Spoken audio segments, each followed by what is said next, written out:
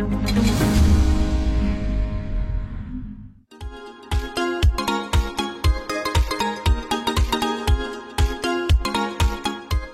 pemirsa Hidup Sehat Plus, saya Dr. Vito Damai. Kali ini kita akan bahas mengenai empedu. Empedu ini diketahui bagaimana caranya kita untuk bisa mencerna lemak dalam organ tubuh kita. Dihasilkan oleh hati dan ditaruh di dalam kandung empedu.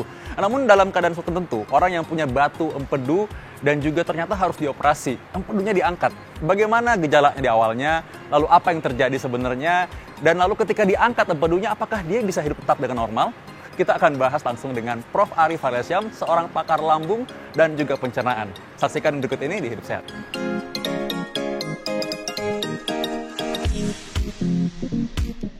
Tubuh kita punya empedu untuk mencerna lemak. Nah, Anda harus tahu nih, fungsinya sebenarnya bagaimana dan cara kerjanya secara singkat bagaimana. Bersama kita sudah ada Prof. Ari Farelsyam, dokter spesialis penyakit dalam, konsultan gastroenterohepatologi. Prof. Ari, bagaimana mengenai empedu, apa yang mungkin masyarakat perlu tahu secara singkat mengenai fungsi empedu tersebut?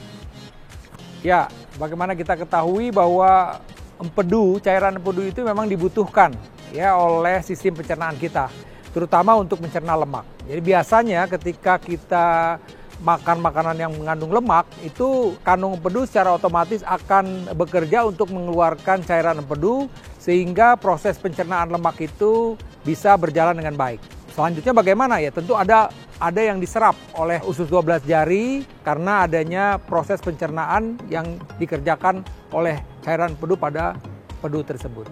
Kita mengenal ada penyakit namanya batu empedu. Orang awam sering takut sekali, jangan-jangan kena batu empedu. Nah, sebenarnya batu empedu ini terjadi karena apa? Dan apakah setiap orang sebenarnya punya batu empedu? Jadi sebenarnya ya, bahwa tidak setiap orang itu akan mempunyai batu kandung empedu. Kenapa kok bisa terbentuk? Jadi awalnya sebenarnya itu ada endapan, ya kan? Kemudian timbul pasir dan kemudian terbentuk batu.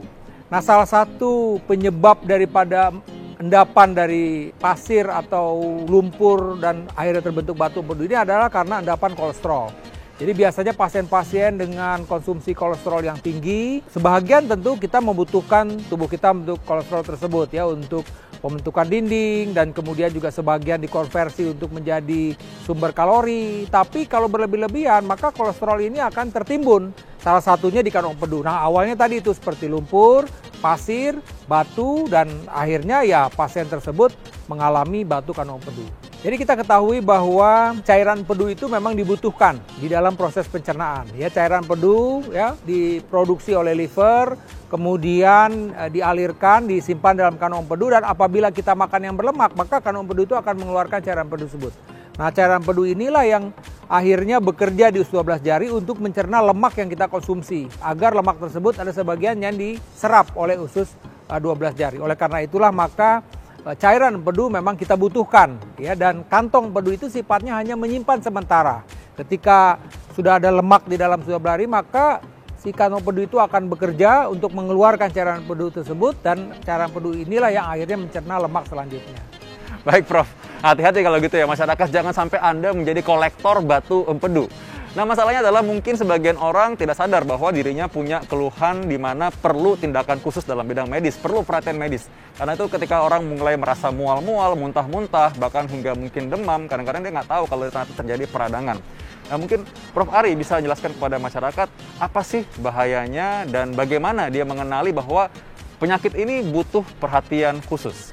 Jadi biasanya pasien-pasien yang sudah ada masalah di kandung empedunya tadi berupa batu, itu biasanya gejalanya seperti orang sakit mah. Jadi nyeri ya, kemudian kadang-kadang disertai mual, ada muntah, dan nyerinya biasanya tembus ke belakang. Nah, nyeri itu menunjukkan karena memang ketika ada batu di dalam kantong empedu dan kemudian kita makan yang berlemak, maka kantong empedu itu akan berkontraksi, dia akan berusaha untuk mengeluarkan cairan empedu. Nah, kalau gitu ada batu di situ akan menimbulkan sakit. Tapi sewaktu-waktu bisa saja karena memang prinsipnya bahwa batu ini adalah sesuatu yang memang tidak normal, kemudian juga bisa menyebabkan tertahannya cairan empedu di situ, bisa saja menimbulkan infeksi. Ya, pasien akan mengalami infeksi kantong empedu, ya, yang kita bilang kolesistitis. Dan ini bisa akut tiba-tiba. Sel darah putih bisa meningkat dan Kalau ini berlanjut, pasien itu bisa mengalami yang kita bilang suatu infeksi yang meluas ke seluruh tubuh atau sistemik. Itu yang memang yang akhirnya bisa berbahaya. Atau bisa saja misalnya batu di kandung empedu itu terlepas dan menyumbat di saluran empedu. Dan biasanya pasien-pasien ini akan matanya kuning, badannya kuning karena terjadi sumbatan pada saluran empedu akibat batu yang menyangkut di saluran empedu tersebut. Sangat berbahaya. Namun memang seringkali orang-orang mungkin takut ke rumah sakit atau takut bahwa ini nanti ada ketahuan penyakit apa sehingga mereka justru menunda datang mendapat perhatian medis. Akibatnya apa, Prof? Kalau misalkan terjadi orang itu menunda datang untuk ke rumah sakit? Ya, jadi kita ketahui tadi bahwa ketika terjadi suatu infeksi pada kantong empedunya, infeksi ini akan berlanjut. Biasanya memang disertai sel darah putih yang meningkat, pasiennya juga demam, menggigil, ya bahkan disertai dengan mual muntah. Kadang-kadang juga bisa melibatkan organ lain yang ada di sekitar itu, yaitu pankreas, juga ikut meradang. Dan tentu kalau ini tidak ditangani dengan baik atau terlambat datang ke rumah sakit, kondisinya bertambah parah, di mana kita ketahui bahwa infeksi itu bisa meluas ke seluruh tubuh yang kita bilang sepsis, infeksi yang luas dan bisa saja terjadi tekanan darahnya menurun, pasiennya tidak sadar dan bisa fatal. Ya tentu bisa meninggal dunia. Jadi sekali lagi memang kita tidak boleh menganggap remeh suatu keadaan di mana sudah terjadi infeksi pada kantong empedu kita. Wah, tentunya tidak ada orang yang mau mendapat komplikasi seberat itu. Namun seringkali ketika dikasih tahu bahwa ini ternyata memang indikasi untuk operasi atau pembedahan, aduh semua orang takut, lebih takut daripada komplikasinya, lebih takut daripada akibat kalau menunda penyakit tersebut. Nah, Prof. Ari, kita bisa jelaskan kepada masyarakat juga, kira-kira kalau setelah dioperasi, sebenarnya apa sih? Apakah orang bisa hidup dengan tanpa kandung empedunya yang sudah diangkat? Apakah orang bisa hidup normal dan pantangannya apa saja? Jadi sebenarnya kantong empedu yang saya sebutkan tadi itu sifatnya hanya menyimpan cairan empedu. Ada batu di kantong empedunya, apalagi kalau batunya ada beberapa buah ya. Kemudian juga pasien itu bolak-balik merasa nyeri atau infeksi. Memang sebaiknya diangkat. Kalau sudah diangkat sebenarnya tidak ada masalah untuk aktivitas dan yang lain-lain. Karena sering ada pertanyaan tuh setelah kalau diangkat bagaimana ini dok? Nggak masalah sebenarnya. Karena sifatnya kantong empedu hanya menyimpan cairan empedu.